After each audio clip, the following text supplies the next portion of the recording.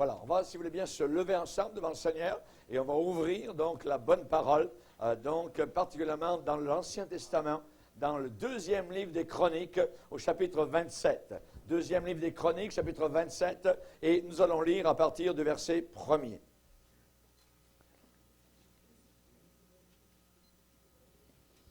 Affermis tes voix. Affermis tes voix. Il est très important aujourd'hui que nos voix soient fermes dans le Seigneur.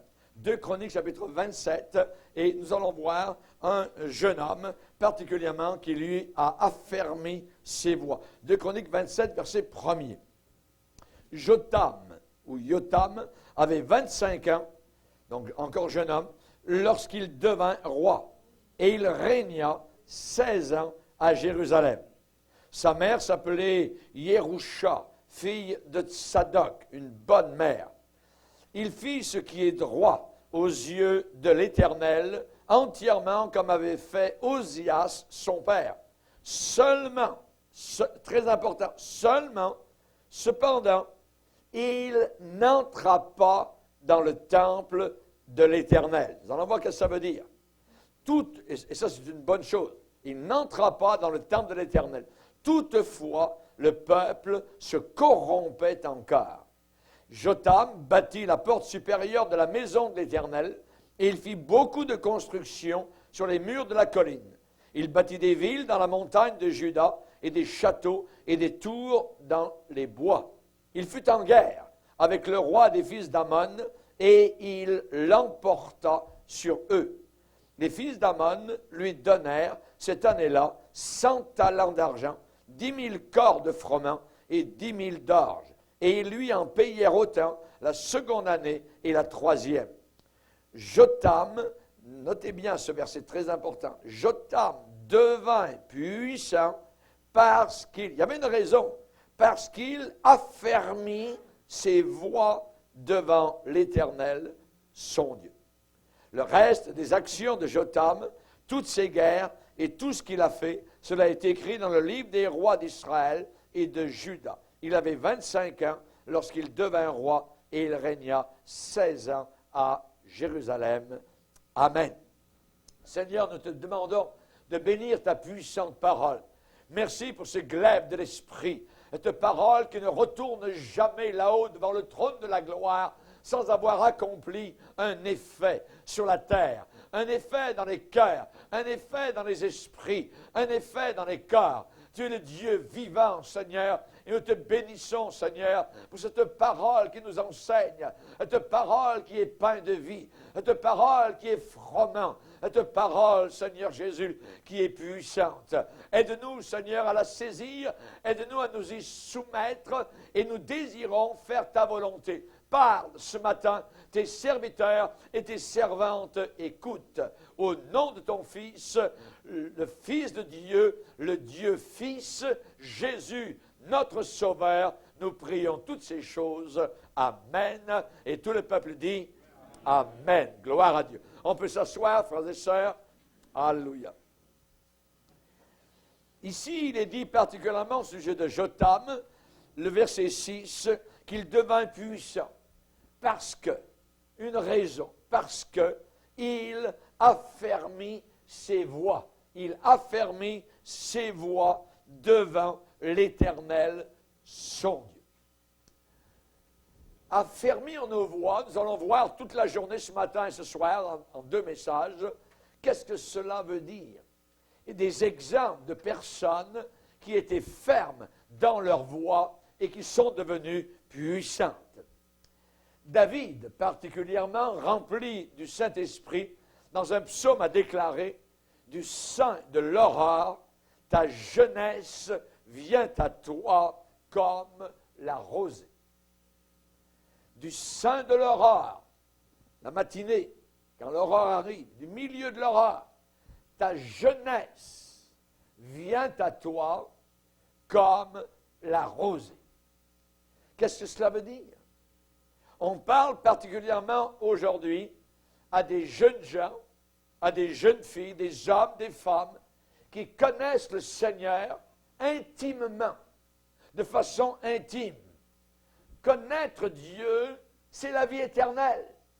Jésus a prié dans Jean 17, « Or la vie éternelle, c'est qu'ils te connaissent, toi, le seul vrai Dieu. » Connaître Dieu, ce n'est pas connaître des choses au sujet de Dieu, mais c'est véritablement le connaître, lui, de façon intime et personnelle.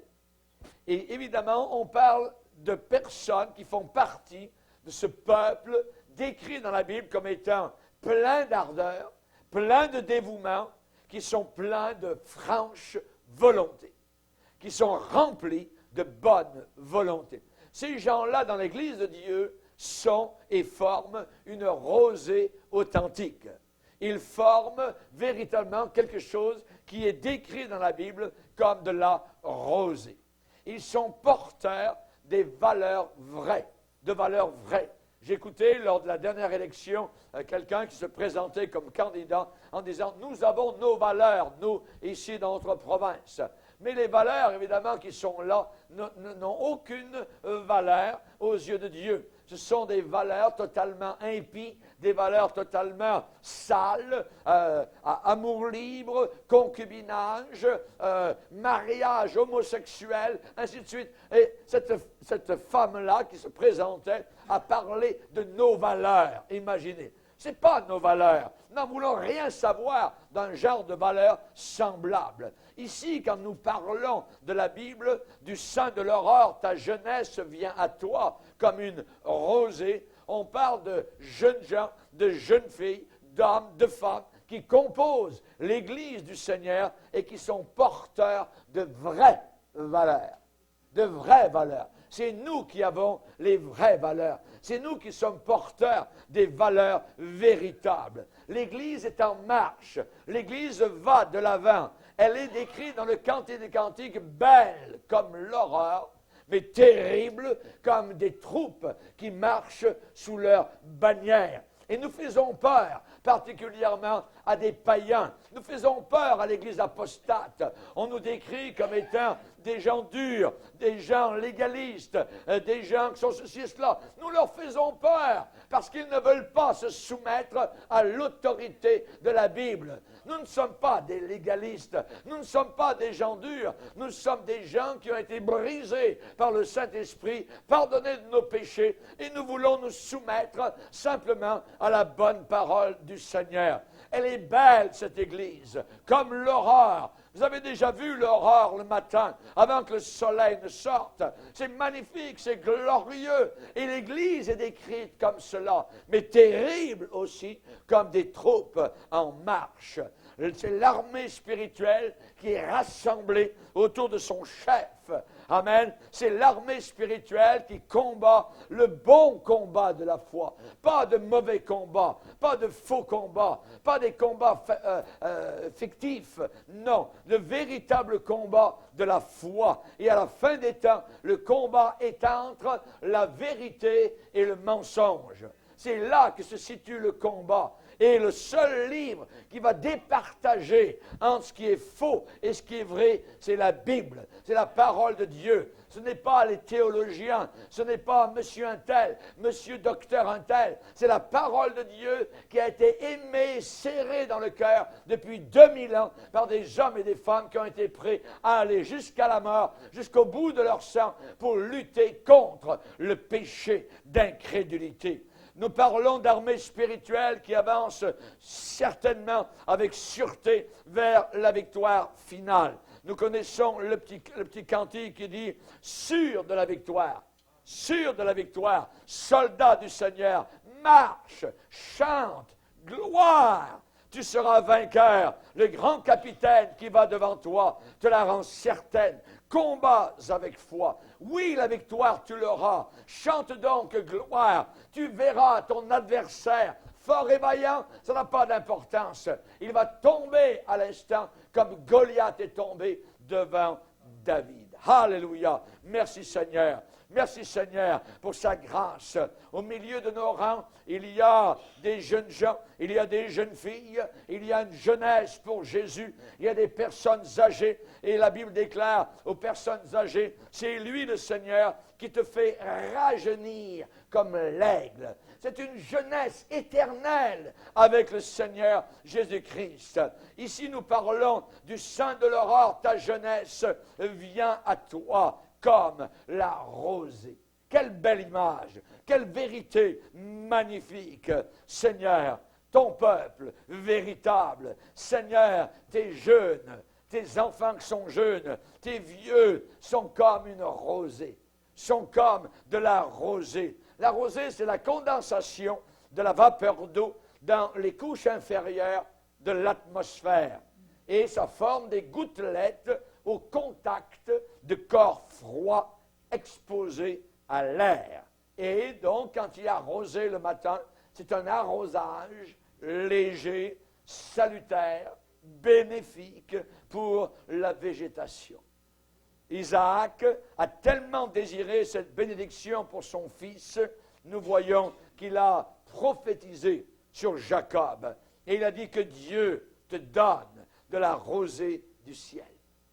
Au Moyen-Orient, la rosée du ciel est très importante. Un endroit où il n'y a pas de rosée, tout est sec, tout est complètement sec. Et Isaac, ce vieux père, voulait véritablement que Jacob soit béni. Et il a dit que Dieu te donne, que Dieu t'accorde, que Dieu te fasse un cadeau. Quel cadeau? La rosée du ciel. La rosée du ciel. Mais pour l'autre fils qu'il avait, Ésaü, il a dit, ta demeure sera privée de la rosée du ciel d'en haut. Pourquoi? Eh bien, même si c'était la même famille, Ésaü était profane. Ésaü était un impudique sexuel. Ésaü était quelqu'un qui prenait les choses de Dieu à la légère. Il a même dit à son frère, à quoi me sert cette chose spirituelle, ce droit d'aînesse? Moi, je préfère un potage, mon ventre. C'est mon ventre que je veux satisfaire. Je veux satisfaire ma convoitise, mes désirs, ma sexualité, mon corps, hein, et ainsi de suite. Et c'est ce que nous voyons autour de nous. Mais ils n'ont pas de rosée du ciel. Ils ne sont pas bénis. Ils peuvent être des millionnaires, des milliardaires, mais ils ne sont pas bénis de Dieu. Et on voit que le même Père a prophétisé pour un fils la bénédiction, que la rosée du ciel te soit donnée. Et pour l'autre fils, il lui a dit, ta demeure sera privée de la rosée du ciel, d'en haut. Impudique, profane, nous dit le Nouveau Testament. Même sa repentance n'eut aucun effet. Rendez-vous compte? Dans l'Épître aux Hébreux, il a pleuré, oh! Aucun effet. Il avait passé overboard. Il avait passé la ligne qu'il ne devait pas passer. Et il est décrit comme étant un profane, un impudique, littéralement. À quoi ça me sert? À quoi me sert ce droit d'aînesse? Voyez, c'est ce qu'il a dit. Donc nous voyons, cette bénédiction a été accordée. Elle est accordée aux uns. On parle ici de rosée. C'est considéré comme une bénédiction. Et elle est refusée aux autres. Une forme de malédiction et d'absence de bénédiction. La rosée du matin est fraîche, pure, utile, et elle est une bénédiction, c'est une rosée spirituelle pour l'Église. Quelle est cette rosée? Cette rosée, ce sont des gens. C'est vous la rosée, c'est moi la rosée.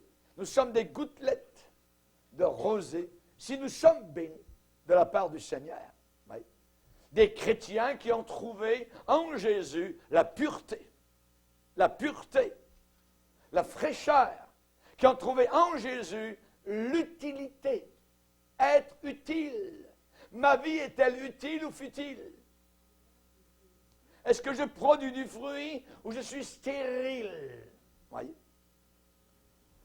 Une assemblée chrétienne sans jeunesse, sans vieillesse, dans ses rangs, c'est triste. C'est triste. C'est comme un foyer qui n'a pas d'enfant. Il y a une tristesse. Il y a un vide. La Bible me dit, jeunes et vieux se réjouiront ensemble. Jeunes et vieux, ces perles de rosée, se réjouiront. Il y a une joie ensemble. Alléluia. Que Dieu soit béni. Rappelons-nous la bénédiction de Moïse sur Joseph. Dieu te donnera le meilleur don du ciel, la rosée. La rosée. Paul a écrit à Timothée en disant, si quelqu'un se conserve pur, se conserve, pas seulement il était pur il y a 20 ans, ou il y a 2 ans, ou il y a 2 mois, si quelqu'un se conserve tout le temps dans la pureté, en s'abstenant de ces choses, il sera un vase d'honneur, sanctifié, utile à son maître, préparé pour toute bonne œuvre, toutes sortes de bonnes œuvres. Alléluia. Plus que cela, la rosée est le véhicule du pain du ciel. Le pain du ciel, qui était envoyé sur le camp d'Israël, était envoyé par Dieu. Tous les matins, la manne tombait, rappelons-nous.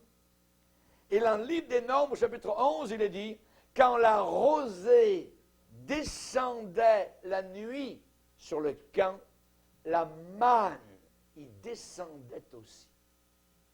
2 choses descendaient ensemble, la rosée et la manne. Rosée, véhicule, transport de la manne. Quand la rosée descendait la nuit sur le camp, la manne y descendait aussi, en même temps.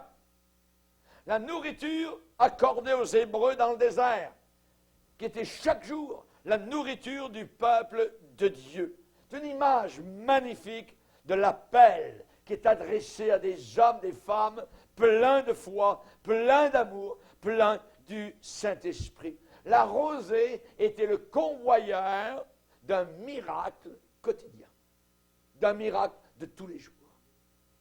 Et là, nous voyons les vraies sources d'encouragement, les vraies sources de la force. Nous sommes dans l'Église de Dieu, ces gouttes de rosée, et nous sommes transporteurs de pain.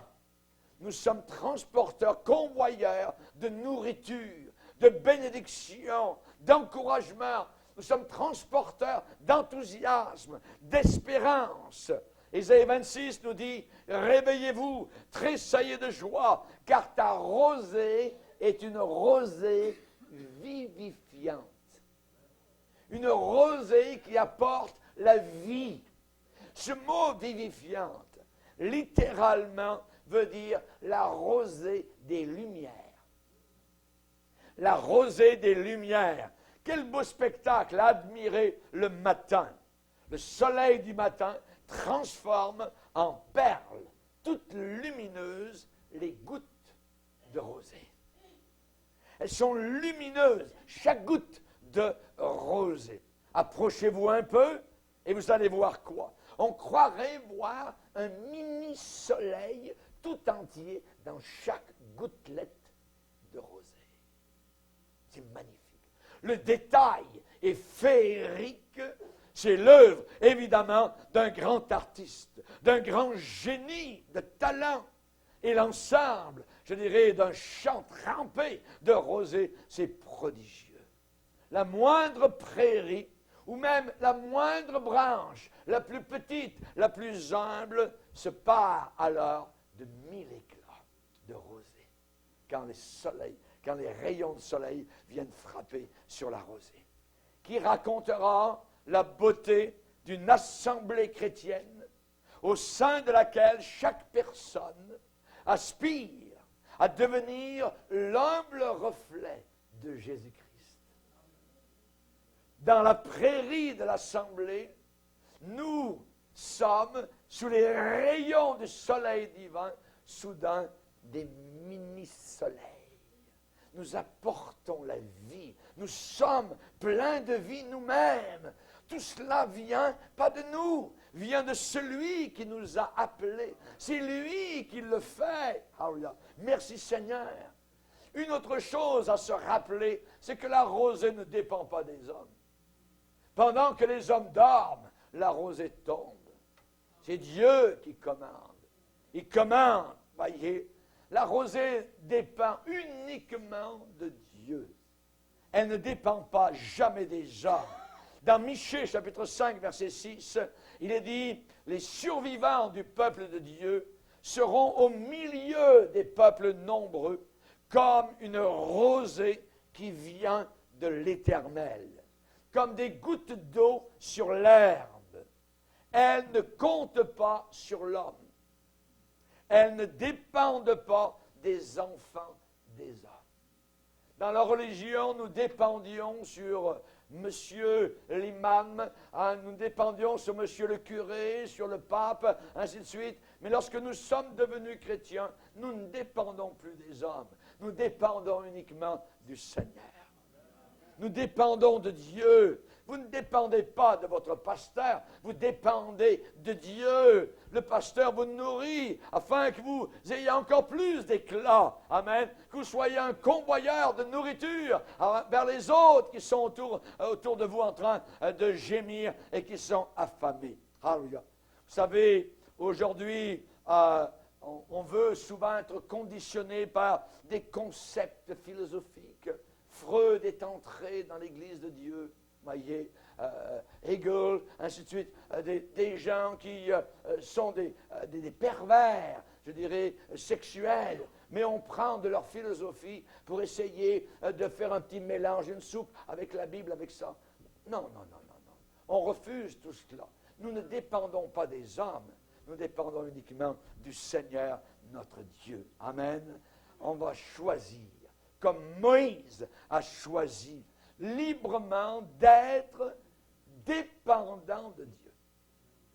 Je veux dépendre de Dieu. Je ne veux pas être indépendant de Dieu. L'athée sait très bien qu'il y a un Dieu. Il dit qu'il n'y a pas de Dieu. Mais ce qu'il est en train de dire, je ne veux pas de Dieu. Dieu n'existe pas dans ma vie. Il n'y a pas de Dieu qui vient toucher ma vie. Je n'en veux pas, ainsi de suite. C'est ce qu'il est en train de dire. Beaucoup de gens aujourd'hui, évidemment, ne veulent pas du Seigneur Dieu. Et librement, ils choisissent d'être indépendants de Dieu. Et ils seront pour toute l'éternité en enfer s'ils ne se repentent pas de leurs péchés. Totalement coupés de Dieu. Voyez, coupés littéralement. Nous voulons être comme Moïse, qui librement a choisi d'être dépendant du Seigneur. Il a refusé d'être appelé fils de la fille de Pharaon. Il a aimé mieux être maltraité avec le peuple du Seigneur. Il a regardé la honte de Christ comme une richesse plus grande que tous les lingots d'or que renfermait l'Égypte. Alléluia. Nous devons choisir comme cela. Heureuse l'Église, l'Assemblée qui possède des membres sérieux et joyeux, qui comptent et s'appuient uniquement sur le Seigneur. C'est pour cette Assemblée que la rosée vient. C'est pour cette assemblée que la jeunesse vient, que la joie vient, que l'amour vient, que la pureté vient, que les miracles viennent, que les provisions viennent, que Dieu bénit. Mais pour l'assemblée Ésaü, rien, sec. Ah, il continue. Ils louent le plafond. Ils louent un Dieu qu'ils ne veulent pas servir. Ils disent qu'ils servent Dieu, mais dès qu'ils sont sortis de l'Église, c'est le joint, c'est la porno, c'est ceci, c'est le mensonge, c'est les blasphèmes dans leur bouche, tout ça. La rosée n'est pas là. C'est sec. Et vous le savez. Et nous avons actuellement dans 140 pays des gens qui nous écoutent. Et on a des emails qui nous disent « J'étais obligé de sortir de mon assemblée. J'étais sec. Quand j'allais à l'assemblée, que j'en sortais, j'étais pire qu'en rentrant. C'était terrible, j'avais plus de combats. Je n'étais pas nourri. On voulait m'enfoncer dans la tête l'amour pour les faux prophètes, et ainsi de suite. J'étais obligé de sortir. Aujourd'hui, l'apostasie, elle est là. On a été avertis que cela viendrait juste avant le retour du Seigneur. Résumons, la rosée est une bénédiction. La rosée est un don de Dieu. La rosée est utile. La rosée, c'est beau et c'est simple. Et Jésus a dit, ne vous éloignez jamais de la simplicité de Christ. Christ, ce n'est pas compliqué. Vivre l'Évangile, ce n'est pas compliqué. On n'a pas besoin de cours en théologie, ceci, cela. Non, non, non. Non. On a besoin de simplement se soumettre au Seigneur. Le message est clair.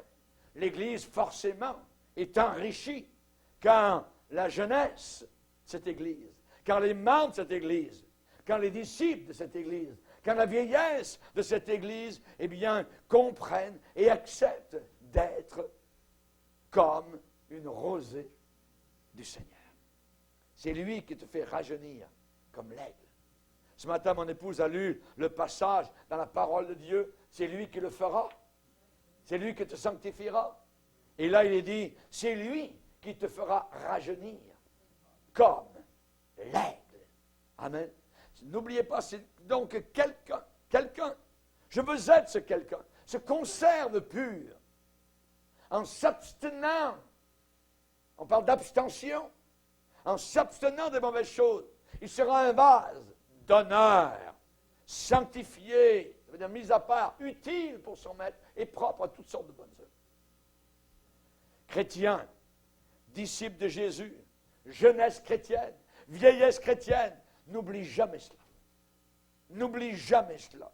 Dieu te cherche. Dieu a besoin de toi dans la société actuelle. L'Église a besoin de toi. Tu as une place importante à tenir au milieu d'un ensemble grandiose. Comprends ce que Dieu attend de toi. Paul a dit à Timothée, comprends ce que je dis, car le Seigneur te donnera de l'intelligence, de la compréhension en toutes choses. Il va te faire comprendre. Si je veux comprendre, je vais comprendre. Ça me fera comprendre. Si je suis dans la lumière et que je veux plus de lumière, il me donnera encore plus de lumière. Mais si j'ai de la lumière et que je refuse la lumière que j'ai vue, alors j'irai dans les ténèbres. Leur cœur sera plongé dans les ténèbres. Romains 1er chapitre. C'est terrible. Et c'est là que Jésus a dit, si donc la lumière qui est en toi est ténèbres, combien seront grandes ces ténèbres. Ne fuis pas tes responsabilités. Lève-toi, prends courage, agis. Dieu a dit à Josué devant Jéricho. Lève-toi, prends courage, agis. Sois pas un paresseux, lève-toi. Les adolescents se fatiguent, ils se lassent. Les jeunes hommes chancellent, mais ceux qui se confient en l'Éternel, qui placent leur foi totalement dans le Seigneur, renouvellent leur force. Renouvellent leur force. Rappelons-nous David, il est sur le point de mourir, il fait venir son fils Salomon. David est sur son lit de mort et il lui dit, toi Salomon, mon fils, connais le Dieu de ton père, sers-le d'un cœur dévoué et d'une âme bien disposée, car l'Éternel sonde tous les cœurs et il pénètre tous les projets et toutes les pensées des hommes. Si tu le cherches, il se laissera trouver par toi, mais si tu l'abandonnes, il te rejettera pour toujours. Le thème de l'Assemblée, c'est tenir ferme. Tenir ferme. Dans Ésaïe, il est dit, affermis tes pieux. On parle de tente, du désert. Et lorsque les pieux d'une tente branlent, voyez, à cause des vents violents qui peuvent venir, alors il faut prendre le marteau de la parole, bing, on raffermit, on enfonce les pieux pour qu'ils tiennent solides. Affermis tes pieux. Voyez, affermis tes pieux. Tenir ferme. Tenir ferme, pourquoi, comment, contre qui, pour qui? Tenir ferme contre les déclarations des athées. Tenir ferme contre les déclarations des darwinistes, des évolutionnistes. Tenir ferme contre notre propre péché. Tenir ferme pour l'autorité des Écritures. Si tu ne les comprends pas, ça ne veut pas dire que Dieu s'est trompé. Ça veut dire que toi, tu as du chemin à faire pour essayer de comprendre. Tenir ferme pour l'autorité des Écritures. Tenir ferme pour la résurrection de Jésus-Christ et des croyants.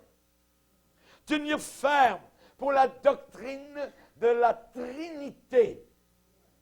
Dans l'au-delà, il y a Dieu le Père, Dieu le Fils et Dieu le Saint-Esprit. Écoutez-moi bien, les témoins, les faux témoins de Jéhovah, les mormons, les islamistes, les bouddhistes. Il y a Dieu le Père, Dieu le Fils et Dieu le Saint-Esprit. Et nous tiendrons ferme vis-à-vis de la Trinité. Nous allons tenir ferme pour la justification par la foi seulement. Sola fide, qui était le thème de la réforme authentique. Nous ne voulons pas de nouvelles réformes. Nous allons nous tenir sur l'évangile des siècles d'il y a 2000 ans. Nous sommes justifiés non pas par les œuvres. Et l'Église postmoderne est en train de retourner ce qu'a fait l'Église catholique pendant des siècles aux bonnes œuvres pour se justifier devant Dieu. Regarde ce que j'ai fait, Seigneur. Ah. Non. Regarde ce que Jésus a fait. C'est là qu'est le salut. Parce que nous pouvons faire pour gagner notre ciel. Jamais de la vie. Voyez. Nous allons tenir ferme pour la proclamation, les proclamations exclusives de Jésus-Christ. Nul ne vient au Père que par moi. Et il ne nous a été donné aucun autre nom par lequel nous devions être sauvés tout autour de la terre.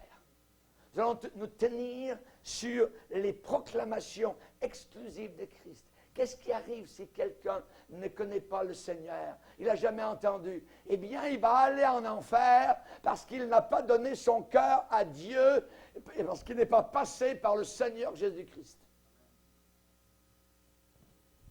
On va se tenir pour ça. Nul ne vient au Père que par moi. Et si quelqu'un veut connaître la vérité, Dieu va lui parachuter un missionnaire tout seul au fond de la jungle pour qu'il connaisse la lumière et Jésus-Christ le Sauveur. Aujourd'hui, il y a des islamistes qui veulent connaître la vérité et Dieu se révèle à eux. Et soudain, ils savent que Jésus-Christ est le seul Sauveur et qu'on ne peut pas aller à Dieu le Père que par Jésus-Christ. Nous allons nous tenir fermes sur ce que la Bible dit. Quand on a entendu des Billy Graham qui nous ont dit ceux qui n'ont pas entendu parler de Jésus, même les islamistes, ils vont aller tous au ciel. Ça, on appelle ça un apostat. Billy Graham, apostat. Écoutez bien, il a pu être très bien dans le passé, mais aujourd'hui, il n'est plus très bien, parce qu'il annonce des choses qui vont contre la parole de Dieu. Nous allons nous tenir fermes sur la proclamation exclusive de Jésus-Christ. Ce qu'il a déclaré, les proclamations. Je suis le chemin, la vérité et la vie. Nul, N-U-L, nul ne vient au Père que par moi. Que par moi. Personne n'ira au ciel s'il n'est pas passé par Jésus. Ça, c'est l'évangile des siècles. Maintenant, Jotam. On a lu l'histoire de Jotam. Un fils prudent, très prudent. Son histoire est très peu connue des chrétiens. Son nom ne nous dit pas grand-chose. Mais Jotam a été un croyant qui a tiré profit des erreurs d'Ozias, son père. C'était un jeune homme réfléchi. La Bible dit, un homme prudent bâtit sa maison sur le roc.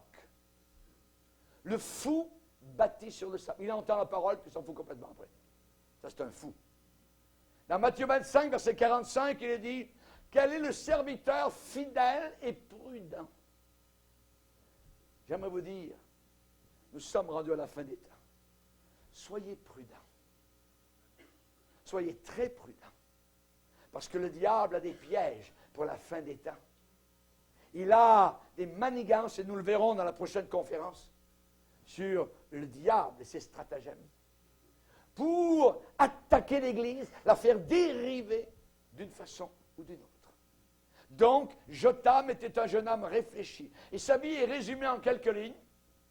Et le verset 6 de ce que nous avons lu tout à l'heure, il est dit qu'il devint puissant parce qu'il affermit ses voies devant l'Éternel son Dieu. Parce qu'il affermit ses voies devant l'Éternel son Dieu. Sa vie est résumée en quelques lignes.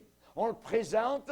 Jotham avait 25 ans quand il est devenu roi. Il a régné 16 ans à Jérusalem. Sa mère s'appelait Yérusha, fille de Tsadok. Oh, Tsadok, bonne lignée. Abiatar, mauvaise lignée. Tsadok, qui parle de justice, de droiture. Il avait une bonne maman, gloire au Seigneur. Et Jotham fait partie de cette lignée des rois de Juda, dont il est dit de façon générale, il fit ce qui est droit aux yeux de l'Éternel. La particularité de Jotham, il est dit, seulement, il n'entra pas dans le temple de l'Éternel. Comment ça? Il est droit, il est béni, il devient puissant et n'entre pas dans le temple de l'Éternel. Ça veut dire quelque chose.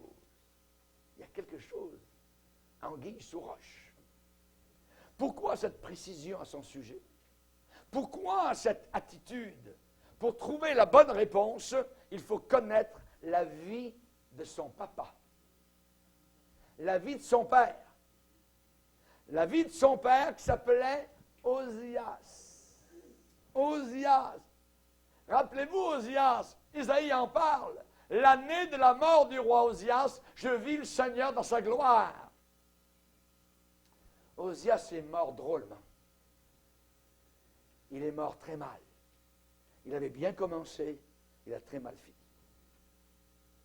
Osias était un bon roi. Osias, le père de Jotham. Il est dit, dans le temps où il rechercha l'Éternel, Dieu le fit prospérer. On parle du père de Jotham. Ça veut dire que ses affaires ça allait bien aussi longtemps qu'il a recherché Dieu et sa volonté. Mais voilà, hélas, 3 fois hélas, en vieillissant, l'orgueil est entré dans son cœur.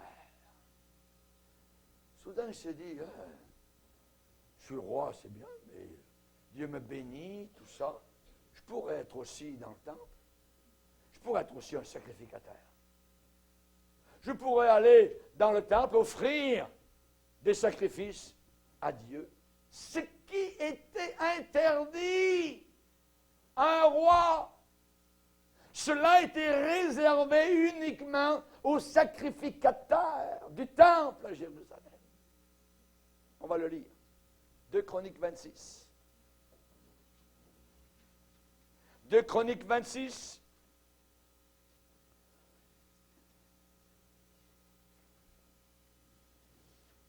Osias, béni de Dieu, regardez verset 5, il s'appliqua à rechercher Dieu pendant la vie de Zacharie, qui avait l'intelligence des visions de Dieu, et dans le temps où il rechercha l'Éternel, Dieu le fit prospérer. Verset 7, Dieu l'aida. Verset 15, il fit faire à Jérusalem des machines inventées par un ingénieur et destinées à être placées sur les tours, sur les angles, pour lancer des flèches et de grosses pierres. Sa renommée s'étendit au loin, car il fut merveilleusement soutenu jusqu'à ce qu'il devint puissant. Regardez, verset 16. Mais, il y a un mais, lorsqu'il fut puissant, son cœur s'éleva pour le perdre. Il pécha contre l'Éternel son Dieu. Il entra dans le temple de l'Éternel pour brûler des parfums sur l'autel des parfums. Le sacrificateur, le souverain sacrificateur Azaria, très courageux, entra après lui avec 80 sacrificateurs de l'Éternel. Hommes courageux qui s'opposèrent au roi Osias et lui dirent, tu n'as pas le droit, Osias, d'offrir des parfums à l'Éternel. Ce droit appartient aux sacrificateurs, fils d'Aaron, qui ont été consacrés pour les offrir. Sors du sanctuaire, car tu commets un péché, et cela ne tournera pas à ton honneur devant l'Éternel Dieu. La réaction, regardez le roi Osias, la colère s'empare d'Osias, qui tenait un encensoir à la main. Et comme il s'irritait contre les sacrificateurs, la lèpre éclata sur son front, devenu lépreux. Il a été exclu du peuple de Dieu et il est mort lépreux après des années de souffrance. Quelqu'un qui a bien commencé, quelqu'un qui s'est arrogé une autorité qu'il n'avait pas. Rendez-vous compte? Quand il fut puissant, son cœur s'éleva pour le perdre. Donnez le pouvoir à quelqu'un, vous verrez ce qu'il y a dans son cœur. Vous ne le voyez pas quand il est juste assis, voyez, parmi les rangs. Vous le voyez quand il a le pouvoir en main. C'est là que vous voyez le véritable caractère de cette personne-là. Leçon. Mieux vaut se tenir à sa place que de s'accaparer d'un ministère que l'on n'a pas reçu de Dieu. Écoutez bien ça. Dans notre ministère avec mon épouse, on a vu ça arriver fois après fois. Un diacre dans l'église, tout d'un coup, on fait prêcher quelquefois, il se passe pasteur. Il va faire une division dans l'église. Voyez. Ensuite, il emmène des personnes. Et vous le regardez au bout de 10 ans après, il n'y a plus rien. Il ne croit même plus. Tout le monde est parti, tout ça. Mais au début, c'est merveilleux, le Dieu est avec nous. S'arroger un ministère qui n'a pas été donné de Dieu.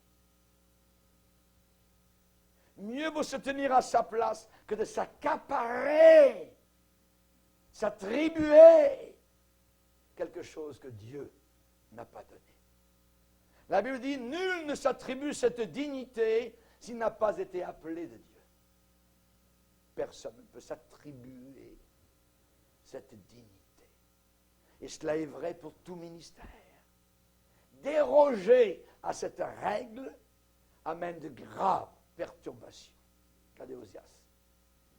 Aussi, c'est pas juste eux. Moi aussi, Dieu me parle, je suis le roi, il me bénit. Je suis béni au coton partout. Donc Dieu est avec moi, allez, on rentre dans le temple. On offre des sacrifices à Dieu. Tu n'as pas le droit. Tu n'as pas le droit.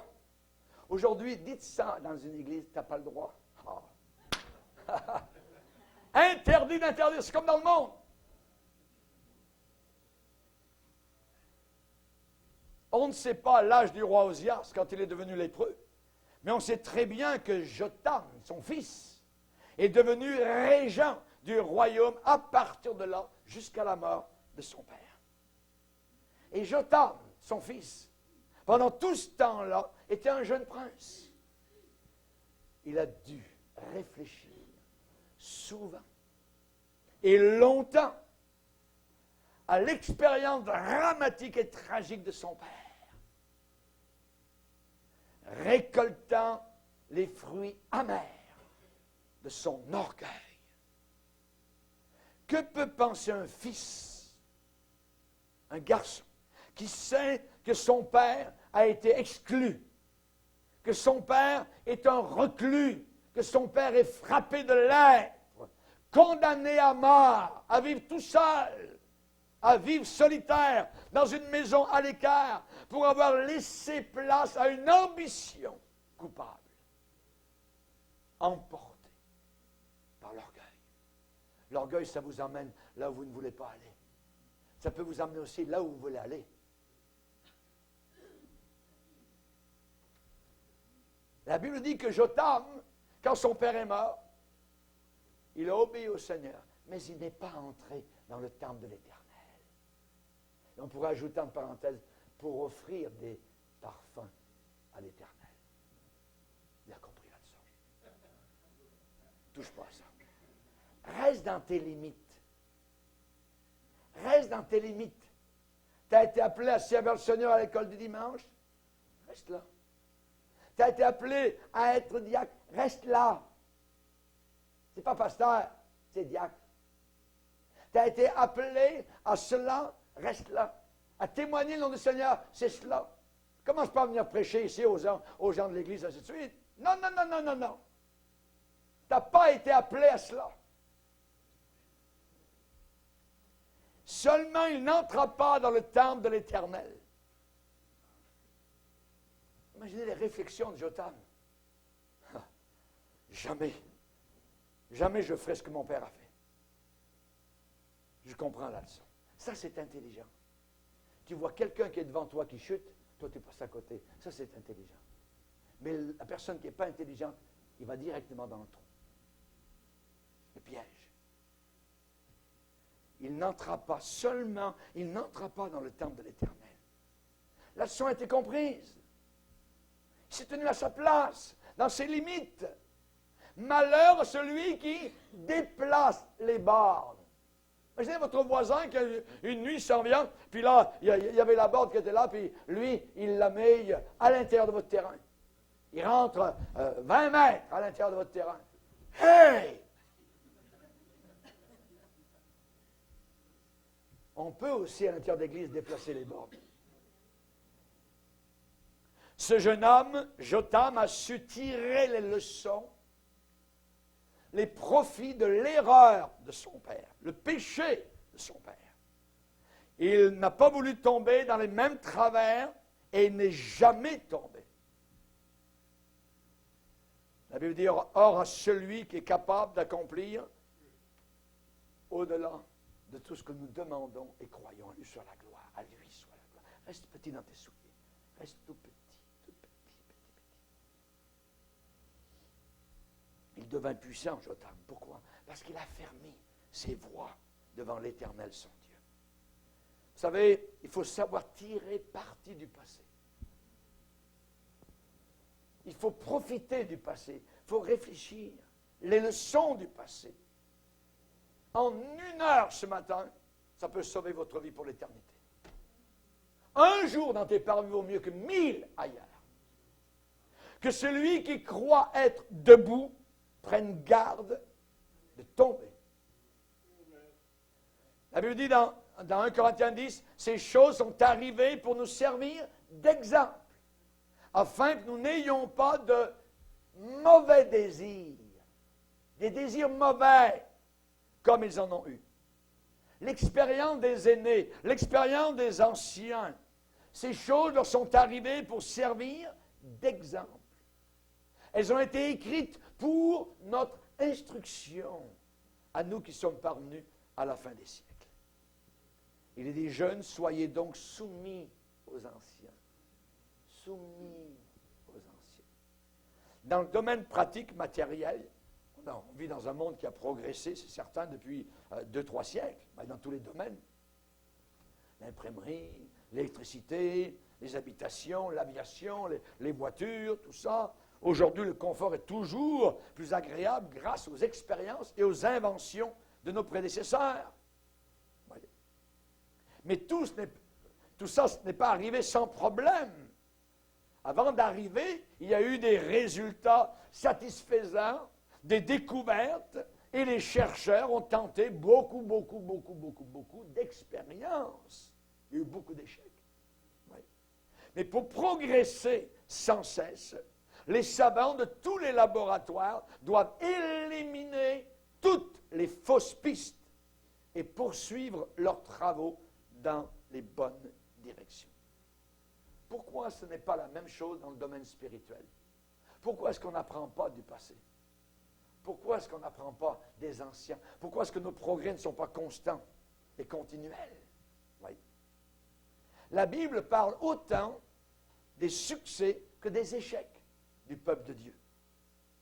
C'est le livre de la vérité. Tu veux connaître la vérité? Lis ce livre, la Bible. La Bible parle des succès et des échecs du peuple de Dieu de façon générale, ou de quelques individus. Pourquoi? Eh bien, la réponse est simple. Tout ce qui a été écrit d'avance l'a été pour notre instruction. Est-ce que je veux être instruit? Est-ce que je veux apprendre? Est-ce que je veux que les leçons du passé me servent aujourd'hui et me servent dans l'avenir? La Bible donne de très bons exemples à suivre et elle dénonce des péchés à éviter. Ces choses sont arrivées pour nous servir d'exemple, afin que nous n'ayons pas de mauvais désirs. Un jour, quelqu'un a dit, si je veux regarder l'enfer, je n'ai qu'à regarder au fond de mon cœur. Un homme très honnête. Il ne faut pas regarder au fond de ton cœur, il faut regarder à Dieu, à Jésus. Pourquoi l'homme retombe-t-il dans les mêmes travers? Pourquoi l'homme reproduit-il les mêmes péchés? Pourquoi l'homme apparemment est incapable de retirer de beaux enseignements du passé? Vous savez, on a besoin d'une vigilance. Nous sommes sous attaque. Ça n'a pas l'air, mais nous sommes attaqués. L'ennemi a des ruses. Et durant la prochaine conférence, on va voir ceux qui s'infiltrent, se glissent au travers d'une assemblée pour la détruire. Le diable a des moyens, et si vous n'êtes pas prudent, alors vous êtes imprudent. Les Saintes Écritures fourmillent d'exemples positifs de croyants fidèles. De croyants fidèles. Ce sont des sources d'inspiration formidables pour ceux qui veulent les accepter. Ézéchias a eu un père abominable qui avait fermé les portes du temple. Il a adoré les démons, ainsi de suite. Quand Ézéchias, son fils, est venu au pouvoir, il n'a rien voulu savoir de son père. Il a dit non, moi, c'est Dieu, je vais le servir. La première chose qu'il a fait, il était jeune homme, il a réouvert les portes du temple, il a fait le nettoyage de tout le temple, et ils ont commencé de nouveau à servir de la bonne manière le vrai Dieu. Ils ont été bénis.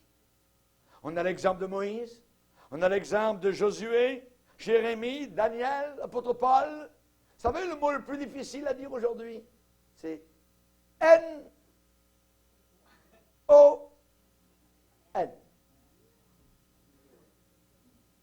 C'est le mot le plus dur. Non. Non au mal, non au péché, non à l'impureté, non à la pornographie, non au mensonge, non à la cigarette, non à la bière, non à l'alcool. Non, non, non. Quand on a fait venir la reine Bastille, après un banquet qui avait duré pendant des semaines, le roi a demandé que la reine vienne faire un show en avant. La reine a dit dans ses appartements personnels aux serviteurs, non! Elle a perdu sa royauté. Elle a perdu son statut. Mais elle a gagné en force parce qu'elle a décidé d'être propre et pure, qu'elle n'allait pas montrer son corps devant des hommes remplis d'alcool en train de la convoiter. À Babylone, Daniel, en arrivant, a dit « Non! Je ne mangerai pas des viandes sacrifiées aux démons. » Arrive ce qui arrivera. Joseph a dit en Égypte, alors qu'il était tout seul, loin de sa famille, « Madame la patronne, non! »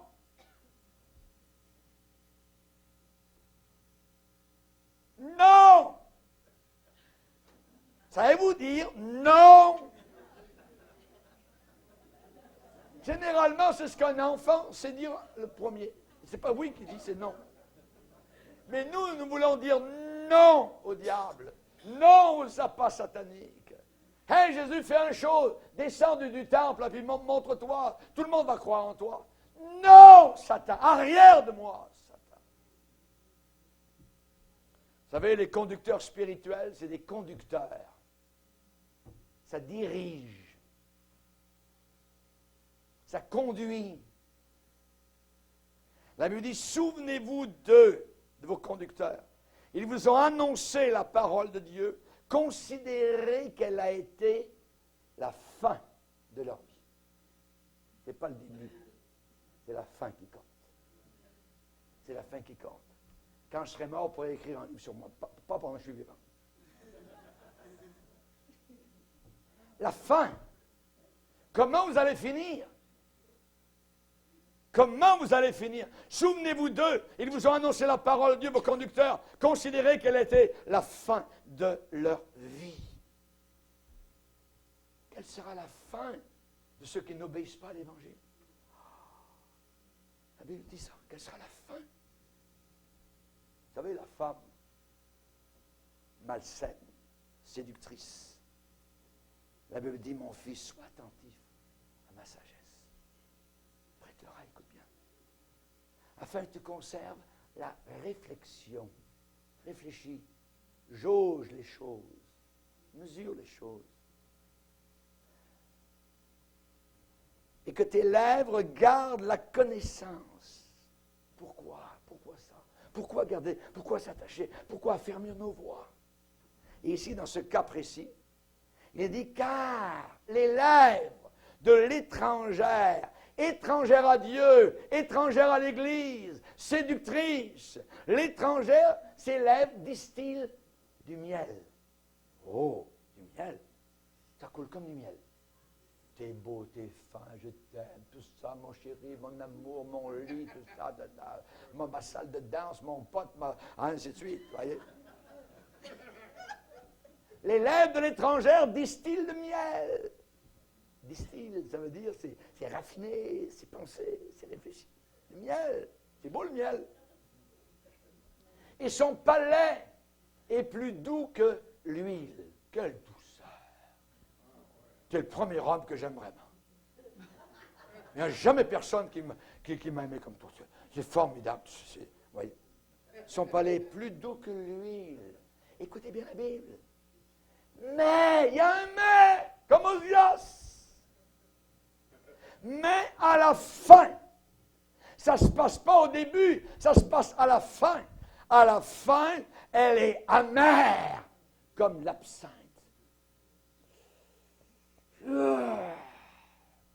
Qu'y a-t-il de plus amer que la mort, la femme dont les bras sont des liens? Ecclésiaste.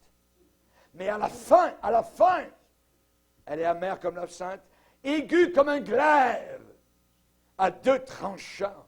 Ses pieds descendent vers la mort. Ses pas atteignent l'enfer. À la fin.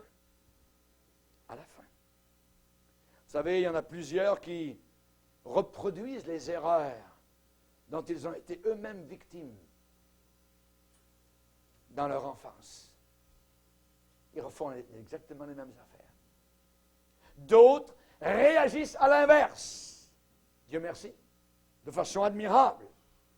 Et refusent énergiquement de se laisser entraîner dans un tourbillon destructeur. Et ils tirent profit d'un passé plus ou moins détestable. Et ils s'engagent avec résolution sur la bonne voie. Amen. La suite, ce soir.